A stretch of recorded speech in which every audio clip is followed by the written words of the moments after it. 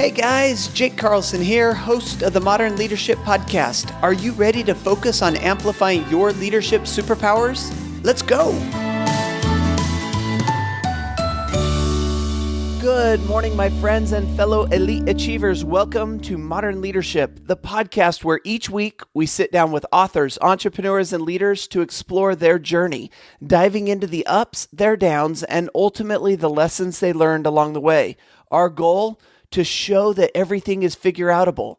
Today's guest expert is Don Yaeger. Don is an award-winning motivational speaker and an 11-time New York Times Bestselling author. He started his career as an editor at Sports Illustrated and now speaks with Fortune 500 companies on leadership, company culture, and staying passionate. Most recently, he launched an online master course which includes lessons he learned from some of the top athletes in the world. Don, it's an honor to welcome you to Modern Leadership. How are you today? I'm doing great, Jake. Thank you. How are you? Hey, I'm doing terrific. And I got to tell you, I've been looking forward to sitting down with you for a long time. I have followed a number of books, a number of articles, a number of things that you've done in your career. And it truly is an honor to sit down and talk with you. I'm looking forward to jumping in to your journey. And so let's start with the beginning. How did you go from, an active kid that was doing a whole bunch of different things into this writing career that's basically spanned a number of decades? It's funny. I started thinking about that a couple of years ago because I did, for the first time, really had somebody say, why did you choose journalism as a path? And it was the first time I really fully kind of unwound it all. And what I came to realize, so I'm the son of a Methodist preacher. I was born in Hawaii. We moved to Japan for 2 years when I was 11. But at 13, we moved to Indiana. And when we did so, on the eve of my freshman year of high school, you had to pick an elective, and I had picked ROTC because I thought I'd been around military all my life. I would likely fit in an ROTC environment. And the night before I was to enroll in high school, the counselor called and said not enough kids had chosen ROTC. They were canceling the course, but that's okay. We put you over. You're gonna work on the student newspaper. And so a counselor randomly chose my career path for me. But again, I could have looked at it and said, oh, what a horrible deal. Or I could have, as I've tried to do in most everything in my life, look at it and say, wow, I wonder what really cool is going to come from this.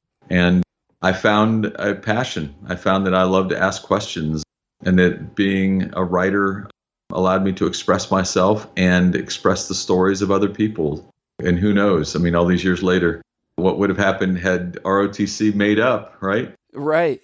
I'd probably be retiring from the Army right now or something. Who knows? It's interesting decisions that we make and paths we take in our lives. And sometimes we know what we want. Sometimes we're focused in the right direction. And sometimes we get bumped just a little bit off what we originally thought was our course, and it becomes our new course. So you spend this time, on the newspaper staff, kind of writing for the newspaper.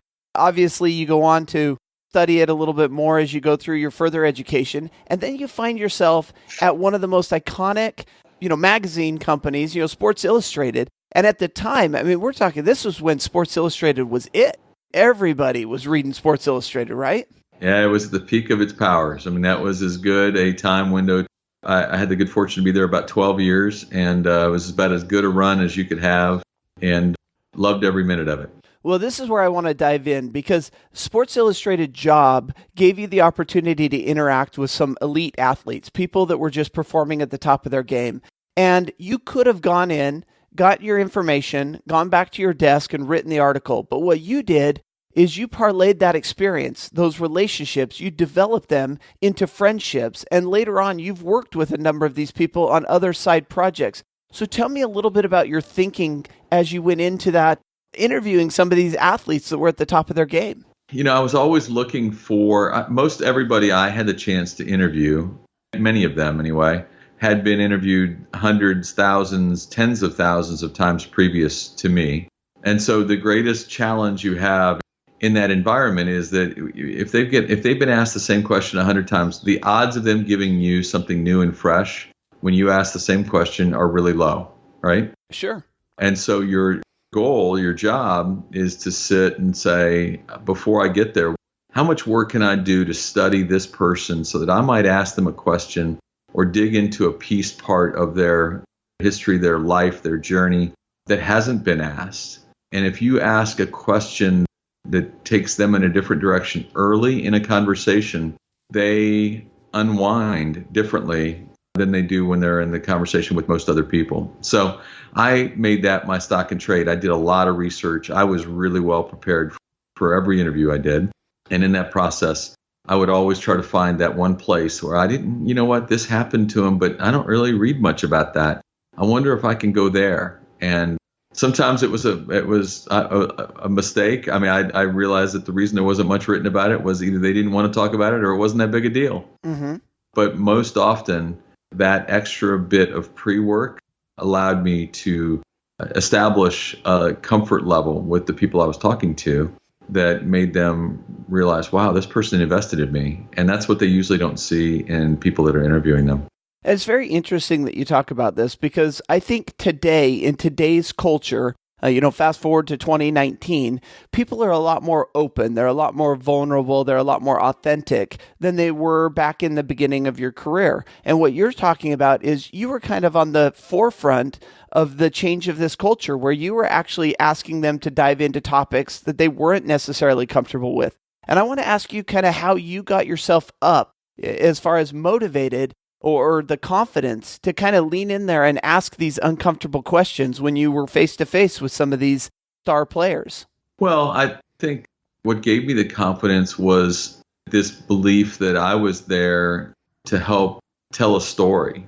This may sound way too bizarre, but I actually found that sometimes that if I created the right path, it was cathartic to them to kind of unburden into some discussion about something they had maybe thought about plenty, but never really talked about. And so where could I go? What would the question be? What would it look like? Then the strategic part of being reading people well, which is a real responsibility if you're going to be good at just about anything, was when should you ask that question, right? You don't often ask that question right at the beginning. You have to establish some level of comfort. But that ability to pull people in, draw them a little closer to you than they originally are, and then ask them a question that allows them to realize you've paid attention to who they are and where they've been. It's a neat piece of what allowed me to have the career that I've had. And the way that you do your interviews, it's not the kind of what we see on TV where you got 40 people with their microphones trying to stick it in the face of somebody who just won. You have a scheduled appointment where you sit down and you take a little bit additional time and kind of walk through. You have more of a one-on-one conversation with many of these people, right? Sure. And you're actually looking for the most non-public environment that they'll allow you into, right? Yeah. Is it time in the backyard with their kids? Is it on the road to pick up their kids from school? Is it somewhere where they are getting a chance to use the expression, let their hair down? That's where you want to see people, because most of us spend our life putting on a show, right? Yeah. And myself included, right? We're always trying to look for, how do we put on the show? How do we, in social media and in everything else, it is the show. But that's not life. And so where do we get to where their life is? And it's fun. And do you suggest those things to them? Like you would say, like, I know you're busy. I know you're running around. You've got things to do. Can I just tag along with you and we'll talk while we're in the car? Or does it just naturally evolve that way? It naturally evolves. But I mean, it usually starts in a very, whatever the formal setup is. And then again, it's a comfort thing. So I think one of the things that I work really hard on is getting other people to let their guard down and feel comfortable with me. And again, I do believe a big piece of that is being well prepared when I show up. Yeah, one of the things that you said is we all have this kind of ego. We all have this kind of, we're on this stage or we're being judged. And there's something different about your story. And that is you're an 11-time New York Times bestselling author. And yet, as you go down your books, your list of best-selling books, you're always working with other people. And it almost seems to me like the opposite. Whereas most people are trying to point the spotlight on themselves and say, look at the book that I wrote, look at what I've done. You've kind of built your career on saying, let me work with other people and, we can both rise up. And tell me, was that kind of a strategic plan that you had, or how did that evolve? Well, I think the first piece of it is that, I know a big piece of your work, Jake, is in, helping people discover their superpower. And I would tell you kind of my superpower, my thing that I think I do really well is help other people express to the world, tell people their own story in a way that the world may never have seen them previously. And so my goal, my desire, my job, that I see it is, or my best work is done when what I'm doing is helping people we'd all love to get to know better, to allow the world to get to know them. And most of them, as I said, are really, really careful about that. They don't want to do that. They don't, they have a defined box in which they are intended to be seen. And, if I can help them without embarrassing them, but if I can help them tell their story in a way, then that's my superpower. Yeah, and that's an incredible superpower, and you can clearly see that. I mean, you've written over 28 books, and you're constantly working and constantly doing new and different things. And I got to ask you, how do you keep up with it all? I mean, your schedule has got to be insane. Well, first off, like anybody, anyone you'd probably talk to and ask that question, I had the great fortune of having an amazing team around me. So I have great support. Everybody around me, we're all focused on the same thing, which is, making these moments happen for the people we work with, right? But everybody is drawn into that. And lucky enough, got a great team of folks that make that happen. The second is I'm I make a lot of lists. And so I'm constantly I have a list over here on a wall of all the projects or potential projects that are laying out there that could be somewhere in my near-term future. Mm-hmm. And I'm constantly thinking, what am I doing today to advance one of those projects or multiples of them? And always just, I guess, I wouldn't call it organized. If you looked at my desk, you would argue that's not the case. But and for whatever reason, I've got a pretty good memory. So I kind of keep a lot of things locked there well enough to be able to keep me focused. Yeah, and I think that there's a part of organization when you say, I'm not organized, oftentimes we find that it's not necessarily organization so much as it is strategic or strategy. And you have a big list of to-dos. And the question is, how do you prioritize what needs to get done? And then your job is much like my job. There is never an end to it. I mean, you could work today all the way until midnight, 1, 2, 3 in the morning, fall asleep underneath your desk and wake up and still have a pile of work to do. How do you know when to shut it off and spend time either with the family or with your hobbies or with other things that you got going on in life? Well, in answer to the first question, you're right. I mean, it is always trying to look ahead and try to think. At any given time, I have a book that's just come out or about to come out. I have one that's probably nearly done, because it's the next one out, and it will usually be 8 to 10 months later. And then I have a handful that need to be started, and they'll all fall in place. So it's it's constantly thinking about what, and so you stay on it by thinking daily about every major project. I have them all up there for a reason, because it challenges me every day. What did I do today on that one? Oh, I know that one may not come to fruition for 3 years, but what did I do today to help make that happen? And I don't always have a good answer to the question, but at least I ask it, which I think gives me a good start. I think if we're able to do that, then we constantly create the energy. So I several years ago had an amazing friend, a technology executive named Bill Swales, who was really worried about me because I seemed to I was never able to turn it off. Mm-hmm. And I'm the father of two young children. I have a 10-year-old and a 9-year-old, and his concern for me was, Don, you have to learn to be better at that. And so we engaged in a lot of conversation, and I learned to come home and just set the cell phone over somewhere else and be present. And that became my thing, was learning to be present. And that is, so whatever I'm doing, probably have the capacity to do more multitasking, but I'm trying not to do that if I can avoid it. And as you talk about that, and I appreciate you sharing that, as you talk about that, one of the thoughts that comes to my mind is, We look at you as this author of 28 books, having interviewed some of the greatest athletes of all time, 11 New York Times bestsellers. And to hear you say, look, there are things in my life that I'm working on that I need to get better at, that I take coaching or advice or suggestions from. And then I think about some of the people that you've interviewed, the people that you've worked with. And while they may be elite in some of the sports and activities that they're doing, they also have things that they're working on. All of us as human beings have different strivings and different goals.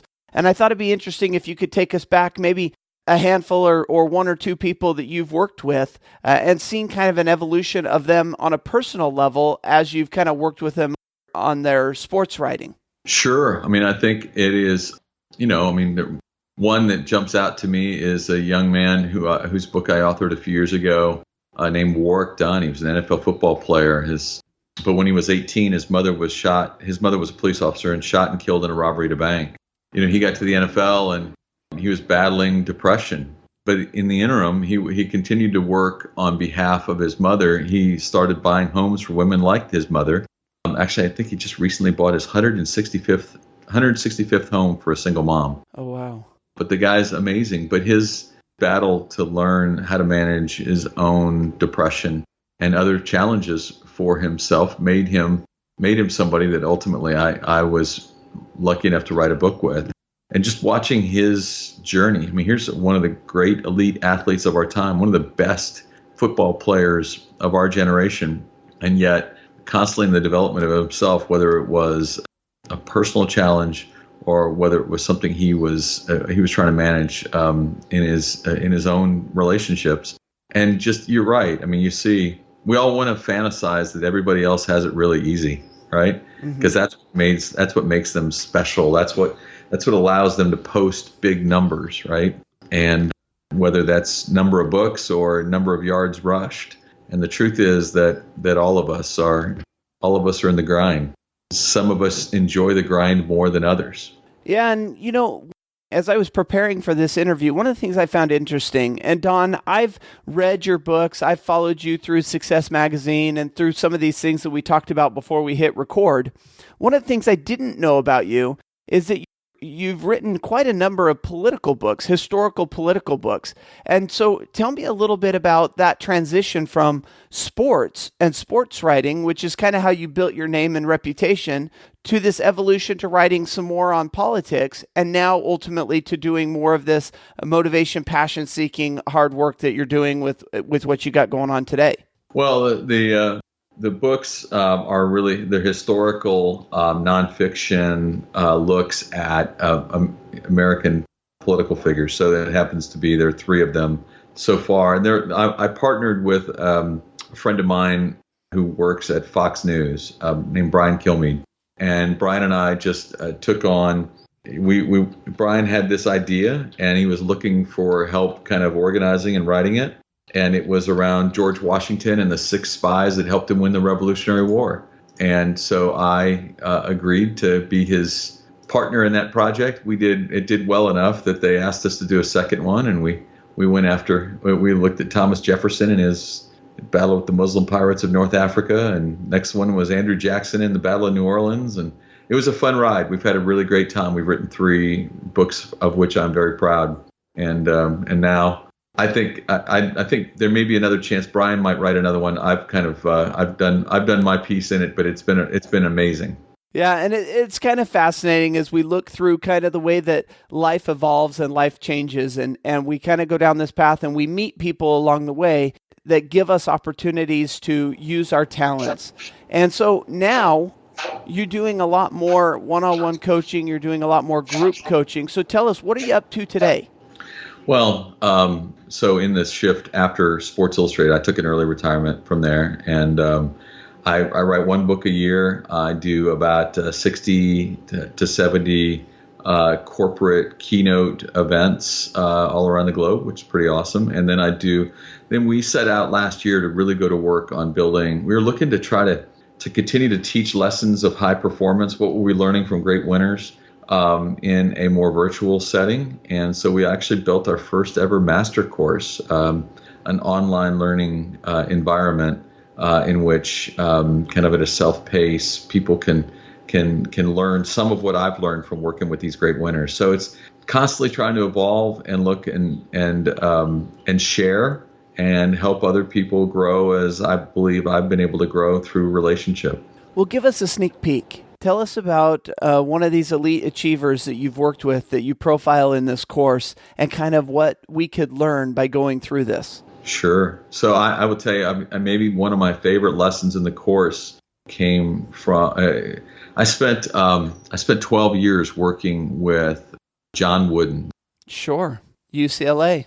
Every other month for 12 years, I flew to California for a day, and we were in a mentoring relationship where he would mentor me for one day every other month, and literally 500 hours of recorded conversation, incredible opportunity to have learned from him.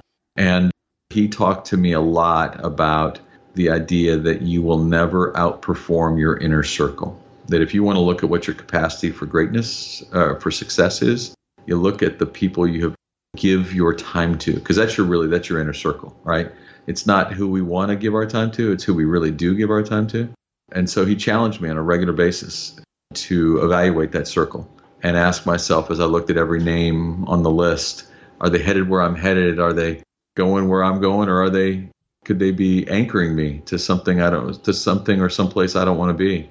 And so that's one of these really powerful lessons. We go through the exercise of how I was taught to do this by Coach Wooden, and how I began this process of building out much more intentionally. And that's a really key word in all of this, being intentional about what I was doing in defining my circle and who was in that circle. What was I giving to them? What were they giving to me? What were we simpatico, right?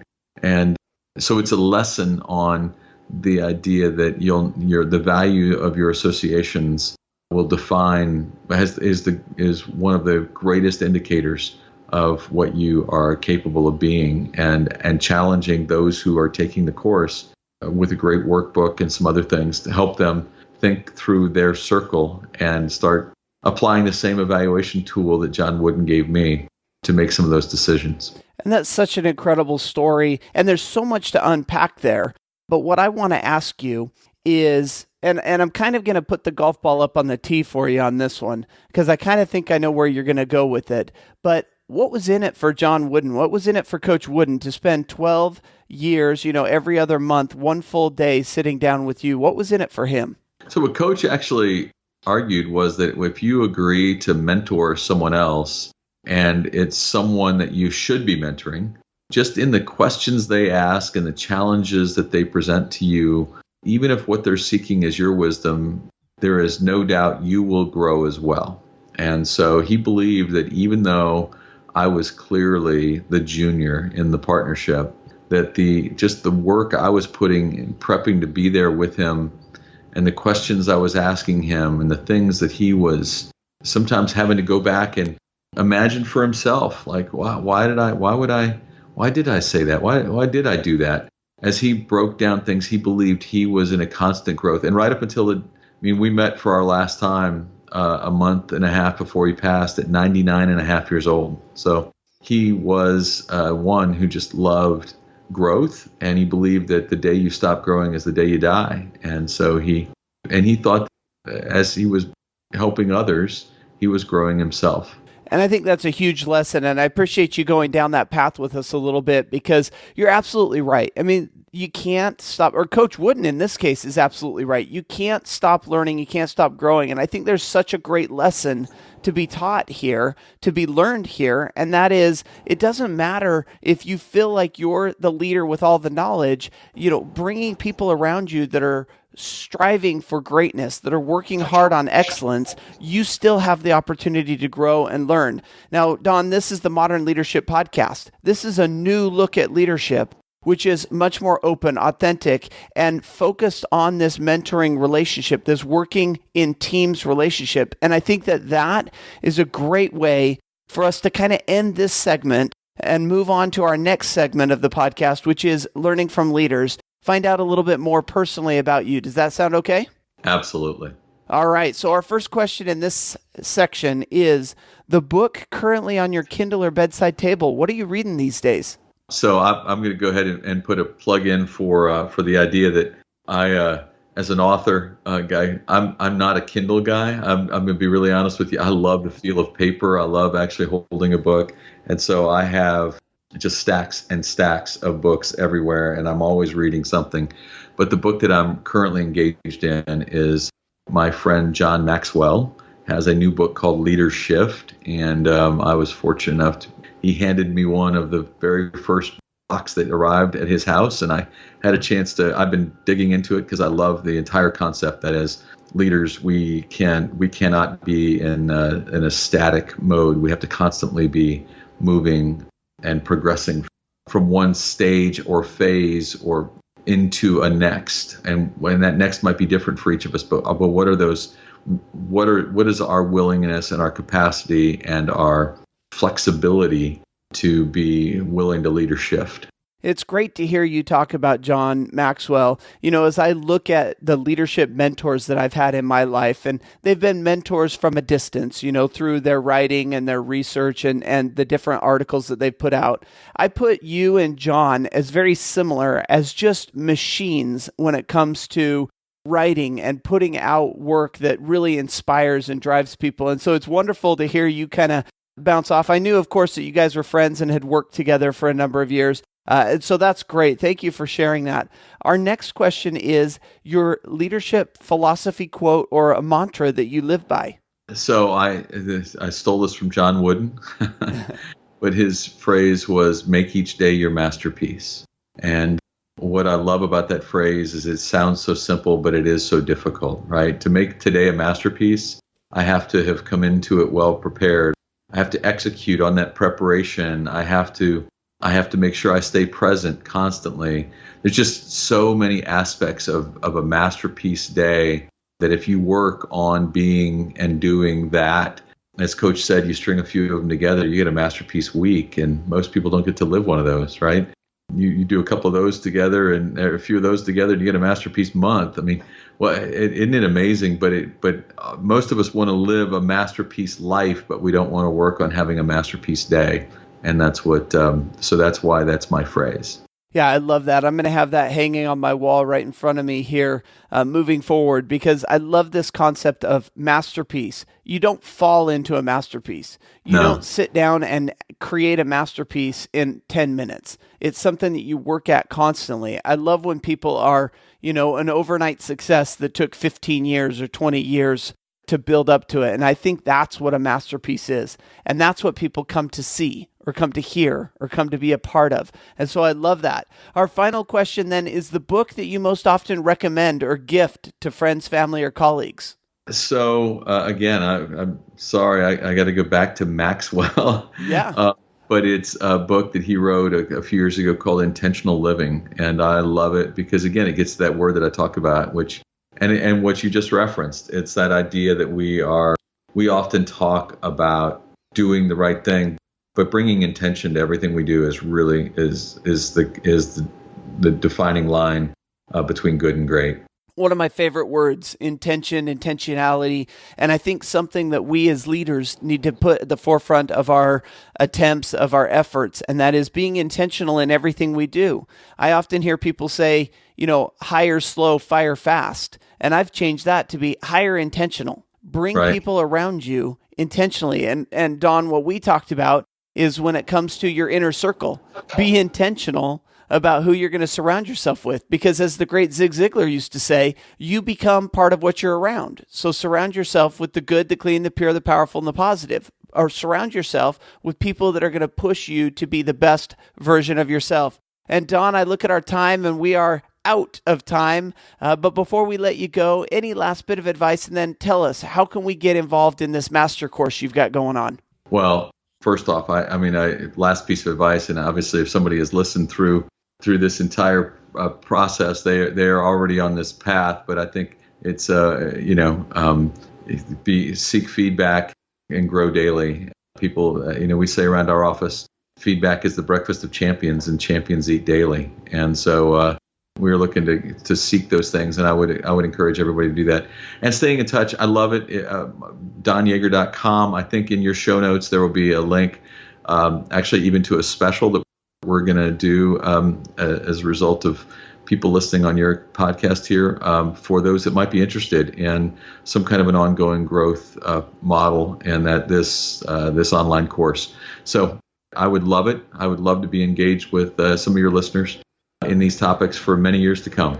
And Jake, thank you for allowing me to be here.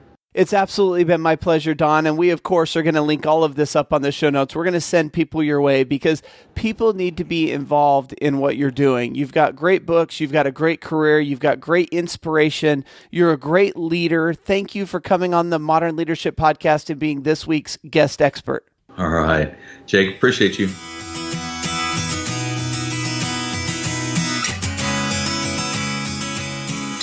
All right, my friends, welcome back. It's really interesting. This truly was an interview that I have looked forward to for quite a while, as we've had this on the books and we've kind of bounced around the times and tried to get it worked out so that we could get on Don's schedule. This is truly an interview that I was so excited to bring to you because Don is somebody that has surrounded himself. We talked about that inner circle, right? That intentional inner circle. Don is somebody that has surrounded himself with achievers his entire life. If you go through his book list, he has written books with some of the great leaders, coaches, athletes. Obviously, we talked a little bit about politics. This is a guy who has intentionally surrounded himself with greatness. And because of that, he has become great through the process. And so I highly encourage you to check out what Don's doing. Everything, of course, is on the show notes for this episode, which is found at jakeacarlson.com/ML129. 129 is this episode. And until next week, I want to wish you the very best of days, an even better life. And of course, remember, everything is figure-outable.